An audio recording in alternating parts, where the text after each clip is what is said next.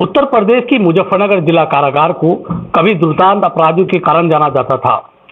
खुद मुजफ्फरनगर को अपराध नगरी कहा जाता था, क्राइम कैपिटल मुजफ्फरनगर को कहा जाता था। लेकिन यहाँ व्यवस्था बदली, यहाँ के अधीक्षक बदले तो मुजफ्फरनगर जेल की व्यवस्थाएं भी बदल गई हैं। अब मुजफ्फरनगर जेल सुधार की तरफ चल रही है। इसका सबसे बड़ा सबूत भी ये मिलता है कि आईएसओ सर्टिफिकेट भी मुजफ्फरनगर जेल को मिल चुका है। ये सब परिवर्तन करने वाले मुजफ्फरनगर जेल अधीक्षक सीताराम शर्मा हमारे साथ हैं। जेल में किस तरह के उन्होंने बदलाव किए, क्या उनकी मंशा थी और किस तरह से उन्होंने जेल की व्यवस्था को दुरुस्त कराया है, ये सब जानने के लिए हम आज उनके कार्यालय में मौजूद हैं। सबसे पहले उनसे जानेंगे किस तरह जब आपने मुजफ्फरनगर जिला कारागार का चार्ज लिया, क्या व्यवस्थाएं थी, क्या दिक्कतें आ रही थी जो आपने उनको दुरुस्त किया है। जी देखिए, मैंने जून 2021 में यहाँ पर चार्ज लिया था और जो भी यहाँ पर विसंगतियाँ थी उनमें सबको दूर करके एक व्यवस्था स्थापित की है जो जेल मैनुअल के अनुसार सारी व्यवस्थाएं और बंदियों को जो भी सुविधाएं मिल रही हैं, क्योंकि सुधार गृह की एक संकल्पना है जेल मैनुअल के अनुसार। और वर्तमान में कारागार जो भी है, कारागार का जो संचालन होता है वो इस उद्देश्य के तहत हो रहा है कि एक सुधार करना है। जब से मानवाधिकारों का दौर है तो शासन की संकल्पना भी यही है और हमारे ऑफिशियल नेम भी जेल का सुधार गृह है। तो यहाँ पर यह है कि जो भी अपराधी किसी भी परिस्थिति में आया है, जो आज कारागार में बंद है, उसको यहाँ प्रताड़ित नहीं किया जाना है। संकल्पना ये कि वो अपने गलतियों का प्रायश्चित कर पाए। अगर जानबूझकर कोई अपराध किया है या किसी आवेग में हुआ है तो भी उसका वो अपना आत्मविश्लेषण कर पाए कि किन परिस्थितियों में मैंने ये अपराध किया, या भूल से कुछ ऐसा हो गया है तो वो सारी चीज़ों का यहाँ प्रायश्चित करे और अपने आप को एक बेहतर इंसान बना के बाहर जा पाए, जिससे वो समाज में बोझ न बन के समाज के लिए धरोहर साबित हो और समाज के विकास में अपना योगदान दे पाए। जेल में क्या क्या परिवर्तन आपने किया है, बताया जा रहा है यहाँ लाइब्रेरी आपने स्थापित कराई और बहुत सारी चीजें, क्या क्या आपने जेल में बदलाव किए अपने कार्यकाल में। जी, सबसे पहले मैंने यह ध्यान दिया कि पुस्तकालय आवश्यक है। पुस्तकें सबसे अच्छी मित्र होती हैं और किसी सुधार की प्रक्रिया में जो पुस्तकों का जितना बड़ा महत्व है उतना शायद किसी अन्य वस्तु का, अन्य चीज का नहीं है। क्योंकि पुस्तकों की कौन सी प्रेरणात्मक वाक्य, कौन सा प्रसंग, किस व्यक्ति की जीवनी का महत्वपूर्ण पहलू किसी व्यक्ति को किस प्रकार प्रभावित कर जाता है, इसकी संभावनाएं अनंत हैं। कई हमारे इतिहास में बहुत सारे उदाहरण ऐसे हैं जिसमें बहुत एक तरह से अपने पथ से भटके हुए लोगों ने भी पुस्तकों के माध्यम से अपनी जिंदगी को एक नए आयाम दिए, जिसमें राष्ट्रपिता महात्मा गांधी जी का भी अपनी जीवनी में लिखते हैं कि उनको जो 2 किताबें रस्किन बॉन्ड की एंड टू द लास्ट और का उसको जो सर्वोदय की संकल्पना थी, उसमें उससे प्रेरित होकर उन्होंने एक इतना बड़ा आंदोलन खड़ा किया और आज वो वैश्विक स्तर पर एक महान योद्धा के रूप में जाने जाते हैं, महान अहिंसक योद्धा जो कि अहिंसा से ही लड़ाई जीत जाते हैं। तो इस तरह से किताबों में लिखी हुई बातें किस तरह से आदमी के मनोमस्तिष्क को प्रभावित करती हैं, इसकी संभावनाएं व्यापक होती हैं। इसी उद्देश्य से हमने यहाँ पुस्तकालय की एक स्थापना का सबसे पहले प्रयास किया और सामाजिक सहयोग से एक बहुत अच्छा पुस्तकालय बन के तैयार हुआ है, जिसमें आज करीब हमारे पास 3000 से ज्यादा किताबें हैं और बंदी प्रतिदिन 100-150 बंदी किताबें इश्यू करा रहे हैं और किताबों को पढ़ रहे हैं। उसके आधार पे बड़ा एक सकारात्मक यहाँ वातावरण देखने को मिला है। बंदियों की मानसिकता में किस तरह की मतलब किताबें हैं, उसमें किस तरह का वो जो सारी किताबें हैं, आध्यात्मिक धार्मिक किताबें, साथ ही प्रेरणादायी जो मोटिवेशनल बुक्स होती हैं वो रखी हैं और बहुत सारे महान लोग हैं उनकी जीवनियाँ रखी गई हैं और आध्यात्मिक साहित्य, धार्मिक साहित्य सभी धर्मों का रखा गया है। तो कौन सा ऐसा मतलब किताब है जो सबसे ज्यादा जेल में लोकप्रिय हो कि भाई ये पढ़ी जा रही है, किसी की जीवनी है या धार्मिक पुस्तकें तो सभी धर्म के लोग ज्यादा रखते हैं, लेकिन कौन से ऐसे महापुरुष हैं जिनकी जीवनी को जेल के बंदी पढ़ना पसंद कर रहे हैं। जी देखिए, धार्मिक पुस्तकें ज़्यादा पढ़ी जा रही हैं, आध्यात्मिक पुस्तकें, क्योंकि जब कारागार में व्यक्ति आ जाता है तो जब अगर वो अपना विश्लेषण करता है तो धर्म की तरफ झुकाव स्वाभाविक एक होता है।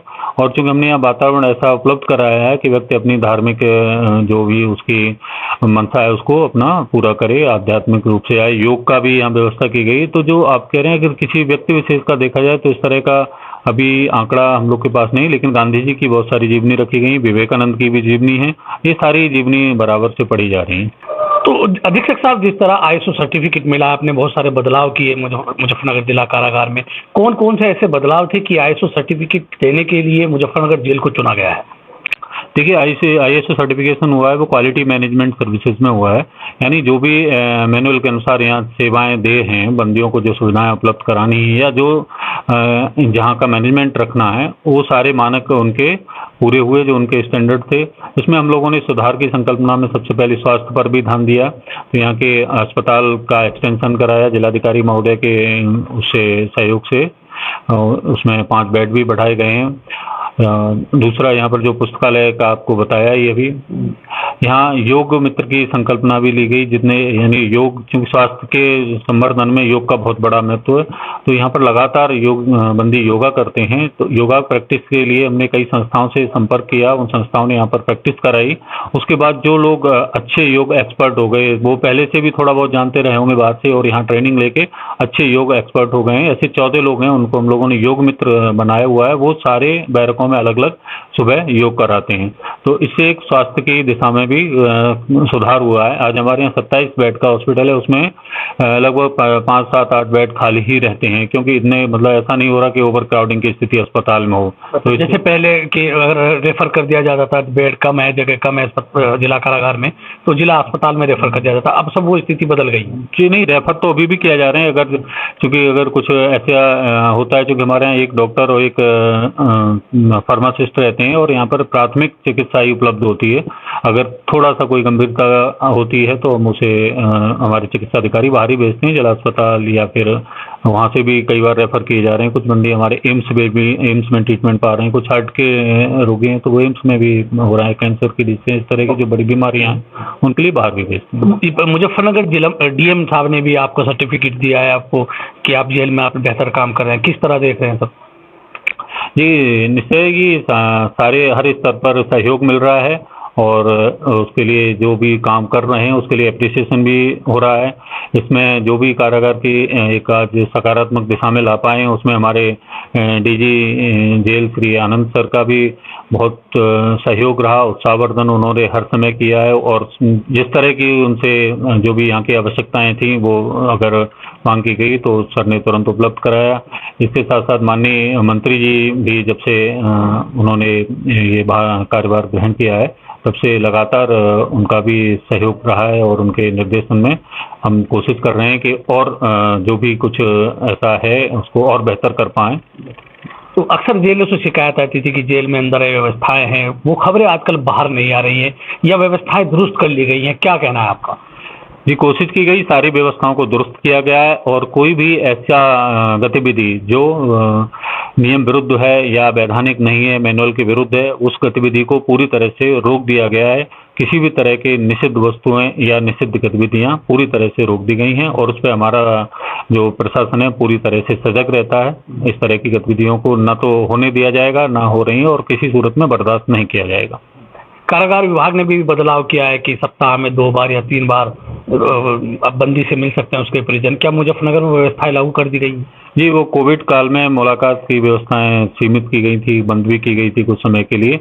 अब चूंकि उसको प्रभाव को खत्म मानते हुए पूर्ण व्यवस्थाएं लागू कर दी गई, जिसमें सप्ताह में 3 दिन मुलाकात कर सकता है कोई भी परिजन उनका अपने बंदी से। अगर विचाराधीन बंदी है तो 3 व्यक्ति एक साथ हफ्ते में 3 दिन मुलाकात कर सकते हैं, उस व्यवस्था को लागू कर दिया गया है। मुजफ्फरनगर जेल से खबर आ रही है कि यहाँ जो मुस्लिम बंदी हैं वो व्रत रख रहे हैं और पूजा में शामिल हो रहे हैं, क्या ये खबर कितनी सही है, क्या आप कहेंगे? जी, अभी नवरात्र के व्रत चल रहे हैं जिसमें हमारे यहाँ 200 से अधिक, लगभग 218 मुस्लिम बंदी भी व्रत रखे हुए हैं, 1104 बंदी हिंदू हैं जो व्रत रखे हुए हैं।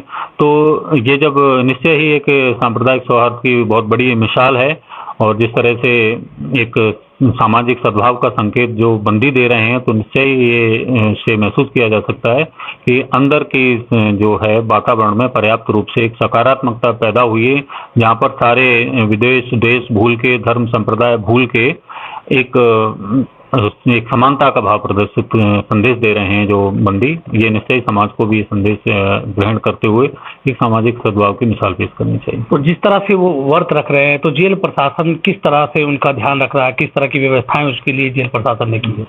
जी देखिए, जेल जो जेल मैनुअल के अनुसार व्रत में या इस तरह की व्यवस्थाएं हैं, जिनमें उनके लिए अलग जो व्रत का खाना होता है, व्रत की डाइट है, वो अलग से प्रावधानित है। उसी प्रावधान के अनुसार उनको वो डाइट दी जा रही है। कौन कुछ डाइट में क्या क्या शामिल है कुछ? उसमें फल है, दूध है और उबला हुआ आलू रहता है, साथ में दूध को मीठा करने के लिए चीनी की व्यवस्था रहती है। आजकल जेल विभाग भी बंदियों के सुधार की तरफ काम कर रहा है कि बंदी सुधरे, बंदियों को आत्मनिर्भर बनाने का भी काम चल रहा है। तो आपके जिला कारागार में जो बंदी हैं उनको आत्मनिर्भर बनाने के लिए कि वो जेल में अगर है तो जेल में किस तरह से काम करते हैं और जेल से बाहर जाए तो वो किस तरह से हुनरमंद होकर के जा रहे हैं कि बाहर अपना जाकर कोई भी काम कर सकते हैं? जी देखिए, जब बंदी यहाँ कारागार में आया हुआ है तो एक समस्या ये होती है, जब वो यहाँ से अगर यहाँ वो सुधार की प्रक्रिया में शामिल भी होता है और जब बाहर जाता है तो फिर उसके सामने आजीविका की समस्या खड़ी ना हो, इसलिए एक पोस्ट रिलीज रिहेबिलिटेशन के कंसेप्ट के तहत हम लोग उसको स्किल डेवलपमेंट में भी यहाँ कराते हैं, जिसमें अभी सिलाई कढ़ाई केंद्र की स्थापना माननीय मंत्री जी जब आए थे तो उनके द्वारा उद्घाटन किया गया था। वो हुआ है, उसमें से महिलाएं सिलाई कढ़ाई सीख रही हैं, पुरुषों के लिए भी सिलाई कढ़ाई की ट्रेनिंग दी गई है, साथ ही कंप्यूटर का प्रशिक्षण दिया गया है। अन्य प्रशिक्षण दिलाए जाने के लिए इलेक्ट्रॉनिक्स और अन्य ट्रेड के प्रशिक्षण के लिए हमारी स्किल डेवलपमेंट डिपार्टमेंट के माननीय राज्य मंत्री जी से बात हुई है और उन्होंने आश्वासन दिया है, डिपार्टमेंट को कहा भी है, उनके लोग भी आए थे। तो यहाँ जल्दी ही अन्य ट्रेड्स में भी ट्रेनिंग शुरू होंगी, जिससे जब यहाँ से वो बंदी स्किल्डफुल होगा, बाहर जाएगा छूट के, तो उसे आजीविका की समस्या नहीं होगी, तो उसके पुनः अपराध की क्षेत्र में आने की संभावनाएं न्यून हो जाएंगी। तो ये थे मुजफ्फरनगर कारागार के अधीक्षक सीताराम शर्मा, जिन्होंने बताया कि जेल की व्यवस्थाएं किस तरह से वो दुरुस्त कर रहे हैं, किस तरह से उनको उत्साह भी मिल रहा है और ISO सर्टिफिकेट भी मुजफ्फरनगर जेल को मिला है। मैं हूं राशिद अली और आप देख रहे हैं खुद न्यूज।